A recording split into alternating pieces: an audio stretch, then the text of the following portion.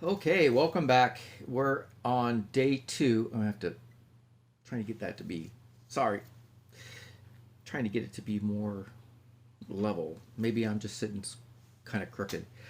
So, welcome back to day two of The Magician's Nephew. And do you remember what his uncle's name was? Or is? Yes, Uncle Andrew. So, your challenge for today in reading this, I was thinking on my walk this morning that um, many times when we hear of someone's success story, we just hear kind of like, or more, we hear more about how they are successful in something that they're doing right now, as opposed to the process that led to that success. Let me explain a little bit more. Uh, well, this is the challenge. Think of something that you have accomplished that you're very proud of and describe the work, the steps that you need to take in order to perfect that. Why are we doing that as a challenge? Well, in this chapter, I believe this is when Diggory confronts him about sending Polly away by tricking her to have that ring put on. And Uncle Andrew, you know, says, I'm a magician.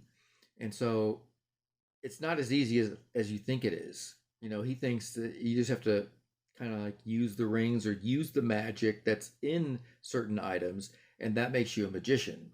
Well, we're going to find that that's not the case because um, later on, Uncle Andrew's going to get confronted by, I forget what her name is, Queen something or other. But we'll find out what her name is eventually, right? So, again, your challenge for this reading is to describe the process that you took in order to perfect a skill that you're now currently proud of. Okay, chapter 2, Diggory and his uncle. Oh, and hopefully you've got your drink because I'm going to be taking drink breaks here and there. I just got some dripped on my face. It was so sudden and so horribly unlike anything that had ever happened to Diggory, even in a nightmare, that he let out a scream. Instantly, Uncle Andrew's hand was over his mouth. None of that, he hissed in Diggory's ear. If you start making a noise, your mother'll hear, and you know what a fright might do to her. As Diggory said afterward, the horrible meanness of getting at a chap in that way almost made him sick. But of course, he didn't scream again. That's better. Does that sound evil enough? Said Uncle Andrew. Perhaps you couldn't help it. It is a shock when you first see someone vanish. Why, it gave even me a turn when the guinea pig did it the other night. Was that when you yelled? Asked Diggory. Oh, you heard that? Did you? I hope you haven't been spying on me. No, I haven't, said Diggory indignantly. But what's happened to Polly? Congratulate me, my dear boy, said Uncle Andrew, rubbing his hands. You know how like evil people do. My experiment has succeeded. The little girl's gone, vanished, right out of the world. What have you done to her? Sent her to, another place. What do you mean? Asked Diggory. Uncle Andrew sat down and said, Well, I'll tell you all about it. Have you ever heard of old Mrs. LeFay?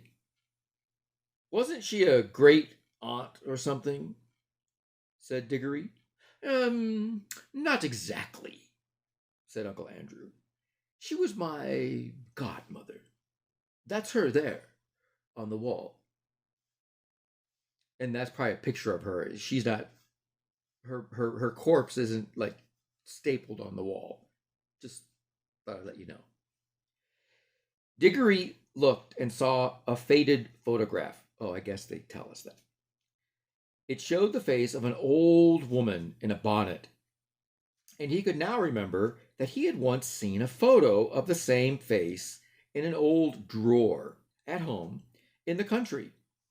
He had asked his mother who it was, and Mother had not seemed to want to talk about the subject much.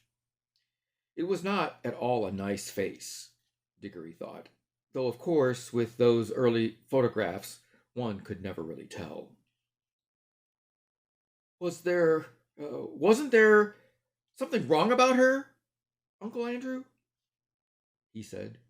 Well, said Uncle Andrew with a chuckle, it depends what you call wrong. People are so narrow minded. She certainly got very queer in later life, and did very unwise things. That was why they shut her up. In, in an asylum, do you mean? Oh, no, no, no, no, no, no, said Uncle Andrew in a shocked voice. Nothing of that sort. Only in prison. I say, said Diggory. What had she done? Ah, poor woman, said Uncle Andrew. She had been very unwise. There were a good many different things. We didn't go into all that. She was always very kind to me. But look here, what has all this got to do with Polly? I do wish you'd. All in good time, my boy, said Uncle Andrew. They let old Miss LeFay out before she died, and I was one of the very few people whom she would allow to see her in her last illness. She had got to dislike ordinary, ignorant people, you understand. I I do myself. But she and I were interested in same sort of things. It was only a few days before her death that she told me to go to an old bureau in her house and open a secret drawer and bring her a little box that I would find there. The moment I picked up the box, I could tell by the prickling in my fingers that I held some great secret in my hands. She gave it to me and made me promise that as soon as she was dead, I would burn it, unopened, with certain ceremonies. That promise I did not keep. Well, then, it was jolly rotten of you, said Diggory. Rotten? Said Uncle Andrew with a puzzled look. Oh, I see. You mean that little boys ought to keep their promises. Very true. Most right and proper, I'm sure. And I'm very glad you have been taught to do it. But of course, you must understand that rules of that sort, however excellent they may be for little boys, and servants, and women, and even people in general, can't possibly be expected to apply to profound students and great thinkers and sages. No, Diggory. Men like me who possess hidden wisdom are freed from common rules, just as we are cut off from common pleasures. Ours, my boy, is a high and lonely destiny. As he said this, he sighed and looked so grave and noble and mysterious that for a second Diggory really thought he was saying something rather fine. But then he remembered the ugly look he had seen on his uncle's face the moment before Polly had vanished. And all at once he saw through Uncle Andrew's grand words. All it means, he said to himself, is that he thinks he can do anything he likes to get anything he wants. Of course, said Uncle Andrew. I didn't dare to open the box for a long time, for I knew it might contain something highly dangerous. For my godmother was a very remarkable woman. The truth is, she was one of the last mortals in this country who had fairy blood in her. She said there had been two others in her time. One was a duchess, and the other was a charwoman. In fact, Diggory, you are now talking to the last man, possibly, who really had a fairy godmother. There, that'll be something for you to remember when you are an old man yourself. I bet she was a bad fairy, thought Diggory, and added out loud, but what about Polly? Oh, how you do harp on that, said Uncle Andrew, as if that was what mattered. My first task was, of course, to study the box itself. It was very ancient, and I knew enough even then to know that it wasn't Greek, or Old Egyptian, or Babylonian, or Hittite, for that matter, or Chinese. It was older than any of those nations. Ah, that was a great day when I at last found out the truth. The box was Atlantean. It came from the lost island of Atlantis. That meant it was centuries older than any of the Stone Age things they dig up in Europe. And it wasn't a rough, crude thing like them either. For in the very dawn of time, Atlantis was already a great city with palaces and temples and learned men.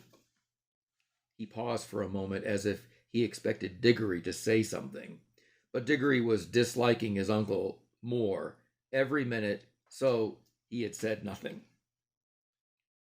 Meanwhile, Uncle Andrew continued, I was learning a good deal in other ways. It wouldn't be proper to explain them to a child, of course, but about magic in general. That meant that I came to have a fair good idea what sort of things might be in the box. And by various tests, I narrowed down the possibilities. I had to get to know some devilish, queer people and go through some very disagreeable experiences. That was what turned my head gray. Not mine, Uncle Andrews. My health broke down in the end, but I got better, and at last I actually knew. Although there was not really the least chance of anyone overhearing them, he leaned forward and almost whispered as he said, The Atlantean box contained something that had been brought from another world when our world was only just beginning. What? Asked Diggory, who was now interested in spite of himself. Only dust, said Uncle Andrew. Fine, dry dust. Nothing much to look at. Not much to show for a lifetime of toil, you might say. But when I looked at that dust, I took jolly good care not to touch it, and thought that every grain had once been in another world. I don't mean another planet, you know. They're part of our world, and you could get to them if you went far enough, but a really other world, another nature, another universe, somewhere you would never reach even if you traveled through the space of this universe forever and ever. A world that could be reached only by magic. Well, Here, Uncle Andrew rubbed his hands till his knuckles cracked like fireworks.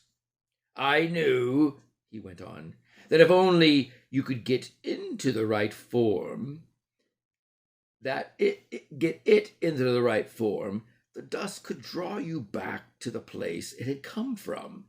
But the difficulty was to get it into the right form. My earlier experiments were all failures. I tried then on guinea pigs. Some of them only died. Some exploded like little bombs.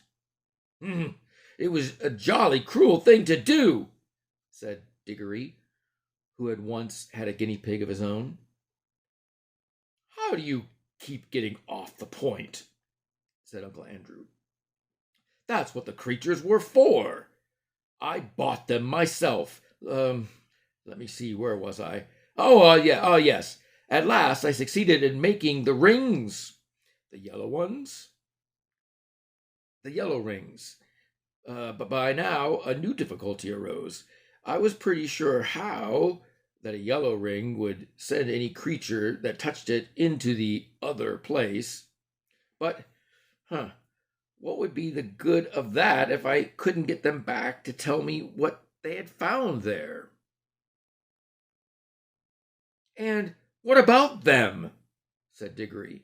A nice mess they'd be in if they couldn't get back. You will keep on looking at everything from the wrong point of view, said Uncle Andrew with a look of impatience. Can't you understand that the thing is a great experiment? The whole point of sending anyone into the other place is that I want to find out what it's like. Well, why didn't you go yourself? Diggory had hardly ever seen anyone look so surprised and offended as his uncle did at that simple question. Me? Me? He exclaimed. The boy must be mad. A man at my time of life and in my state of health to risk the shock and the dangers of being flung suddenly into a different universe? I never heard anything so preposterous in my life. Do you realize what you're saying? Think what another world means. You might meet anything. Anything. And I suppose you've sent Polly into it then, said Diggory. His cheeks were flaming with anger now.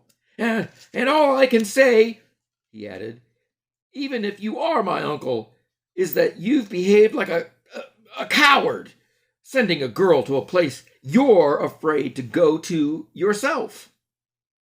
Silence, sir, said Uncle Andrew, bringing his hand down on the table. I will not be talked to like that by a little dirty schoolboy. You don't understand. I am the great scholar, the magician, the adept who is doing the experiment. Of course, I need subjects to do it on. Bless my soul, you'll be telling me next that I ought to have asked the guinea pigs' permission before I use them. No great wisdom can be reached without sacrifice. But the idea of my going myself is ridiculous. It's the asking a general to fight as a common soldier. Supposing I got killed, what would become of my life's work? Oh, do stop jawing, said Diggory. Are you going to bring Polly back? Well, I was going to tell you, when you so rudely interrupted me, said Uncle Andrew, that I did at last find a way of doing the return journey. The green rings bring you back. But Polly hasn't got a green ring. No, said Uncle Andrew with a cruel smile. Then she can't get back, shouted Diggory. And it's exactly the same as if you'd murdered her. She can get back, said Uncle Andrew, if someone else will go after her, wearing a yellow ring himself, and taking 2 green rings, one to bring himself back and one to bring her back. And now, of course, Diggory saw the trap in which he was caught, and he stared at Uncle Andrew, saying nothing. With his mouth wide open, his cheeks had gone very pale. "I hope," said Uncle Andrew presently in a very high and mighty voice, just as if he were a perfect uncle who had given one a handsome tip and some good advice. "I hope, Diggory, you are not given to showing the white feather. I should be very sorry to think that anyone of our family had not enough honor and chivalry to go to the aid of a lady in distress." "Oh, shut up," said Diggory. "If you had any honor and all that, you'd be going yourself. But I know you don't." "All right, I see I've got to go. But you are a beast. I suppose you planned this whole thing so that she'd go without knowing it, and then I'd have to go after her." Why, of course," said Uncle Andrew with his hateful smile. "Very well, I'll go. But there's one thing I jolly well mean to say first. I didn't believe in magic, well, until today. I see now it's real. Well, if it is, I suppose all the old fairy tales are more or less true. And you're simply a wicked, cruel magician, like the ones in the stories. Well, I've never read a story in which people of that sort weren't paid out in the end, and I bet you will be. And serve you right." Of all the things Diggory had said, this was the first that really went home. Or another way of putting it is the first that had really hit home to Uncle Andrew's head. Uncle Andrew started, and there came over his face a look of such horror that, beast though he was, he could almost feel sorry for him. But a second later, he smoothed it all away and said with a rather forced laugh, "Oh, well, well, I suppose that is a natural thing for a child to think, brought up among women, as you have been. Old wives' tales, eh? I don't think you need worry about my danger, Diggory. Wouldn't it be better to worry about the danger of your little friend? She's been gone for some time. If there are any dangers over there, well, it would be a pity to arrive a moment too late." "A lot you care," said Diggory fiercely. "But I'm sick of this jaw. What have I got to do?" "You really must learn to control that temper of yours, my boy," said Uncle Andrew coolly. "Otherwise you'll grow up to be just like your Aunt Letty. Now, attend to me." He got up, put on a pair of gloves, and walked over to the tray that contained the rings. "They only work," he said, "if they're actually touching your skin. Wearing gloves, I can pick them up like this and nothing happens. If you carried one in your pocket, nothing would happen. But of course, you'd have to be careful not to put your hand in your pocket and touch it by accident. The moment you touch a yellow ring, you vanish out of this world. When you are in the other place, I expect, of course, it hasn't been tested yet, but I expect that the moment you touch a green ring, you vanish out of that world. And I expect reappear in this. Now, I take these 2 greens and drop them in your right hand pocket. Remember very carefully which pocket the greens are in."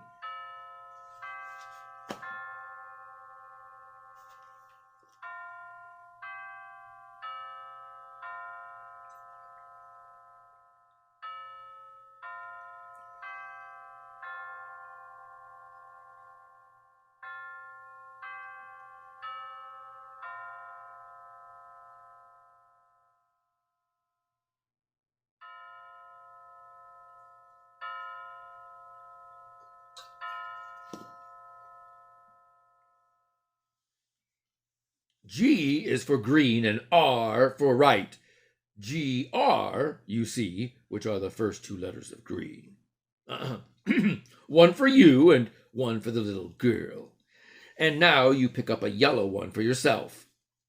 I should put it on your finger if I were you. There'll be less chance of dropping it. Diggory had almost picked up the yellow ring when he suddenly checked himself. Oh, look here, he said. What about Mother? Supposing she asks where I am? The sooner you go, the sooner you'll be back, said Uncle Andrew cheerfully. But you don't really know whether I can get back. Uncle Andrew shrugged his shoulders, walked across to the door, unlocked it, threw it open, and said, Oh, very well then, just as you please. Go down and have your dinner. Leave the little girl to be eaten by wild animals, or drowned or starved in the other world, or lost there for good, if that's what you prefer. It's all one to me. Perhaps before tea time, you'd better drop in on Mrs. Plummer and explain that she'll never see her daughter again, because you were afraid to put on a ring. By gum, said Diggory. Don't I just wish I was big enough to punch your head? Then he buttoned up his coat, took a deep breath, and picked up the ring. And he thought then, as he always thought afterward too, that he could not decently have done anything else. Okay, so that's the end of chapter 2. I'm going to end for today because I got a whole bunch of list of things I got to do today. But no big deal. I will read another chapter soon and get it posted for you all. Remember, your challenge is to think of something that took you not a long time, but a few steps in order to master. Now, Uncle Andrew hasn't mastered his magicianship, I guess you could say, because he wasn't able to take that extra step of doing something himself. So that's why I want this challenge to be something that you've done, that you've really mastered. And in order for you to master something, who has to do the work? Oh, that's why Uncle Andrew hasn't mastered magic, because he's not even doing anything himself. He's just messing around a little bit and expecting the rewards of something, but he's not really working very hard to get there. Okay, be better, do better. See you next time.